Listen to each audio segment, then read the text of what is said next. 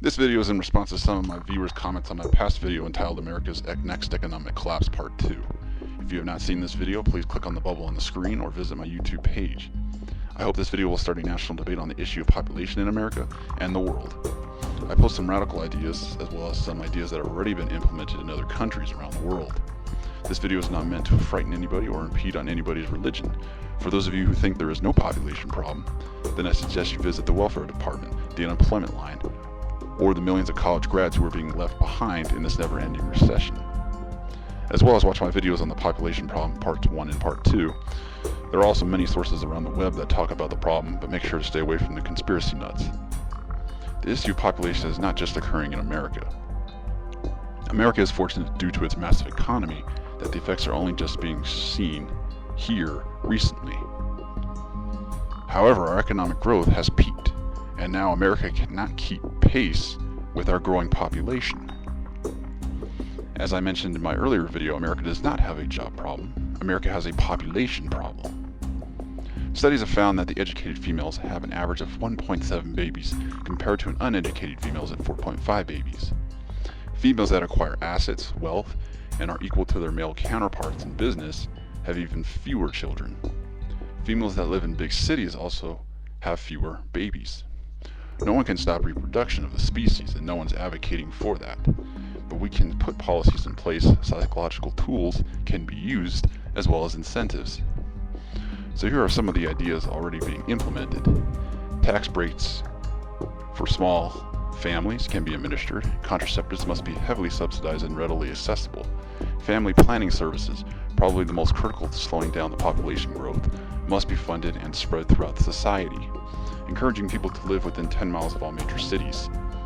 All of these ideas are not new. China, Iran, Colombia, Thailand have all put similar plans and policies in place, and their birth rates have significantly dropped. Here are some of the radical ideas. Financial aid to attend college will only be allowed to one child per family. Families will be charged a 10% tax on income for each child they have. Grants for females to go to college must also be a priority. Female hiring quotas at businesses must also be put into effect. Restrict families to no more than one child for countries that have more than 10 million people. Now, funding for these programs will have to come from the developed countries and could be ran through the World Bank. Now, this is not an overnight fix. For instance, if the world mandated the one child per household rule, our population by 2100 would drop to 4 billion people, compared to a population of 14 billion if current birth rates stay constant. Of course, I'm not sure if the world could sustain such a number without destroying the environment and causing a mass extinction of humans. Now, how will this reduction in population occur, you say? This reduction in population will occur because currently it takes a fertility ratio of 2.1 to replace the current population. So dropping the fertility ratio to below that number will start a depopulation wave. Now, obviously, when the replacement ratio goes down, the fertility rate can come up, but must stay below the replacement ratio until the required number of people are on Earth. The number can be debated, but I think we all agree it should be lower than the current 7 billion people today. Most of these ideas are not new. However, the religious right and libertarians have pushed back on this issue.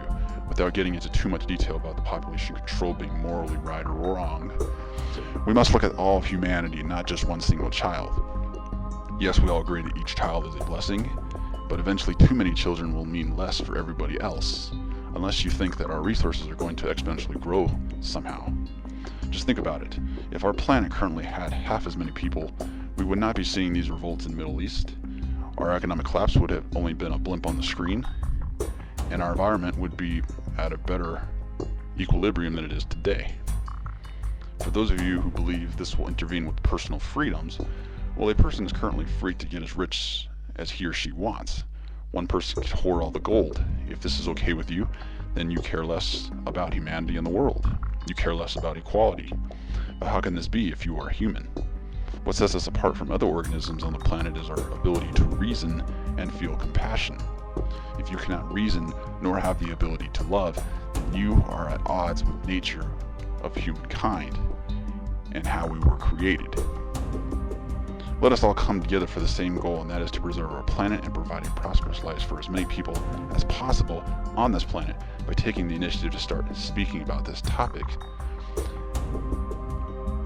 For every day that passes, the problem will become even harder to fix, even turn into a worldwide catastrophe, and threaten the life and the existence of everything on the planet. Let us start to begin to do something now.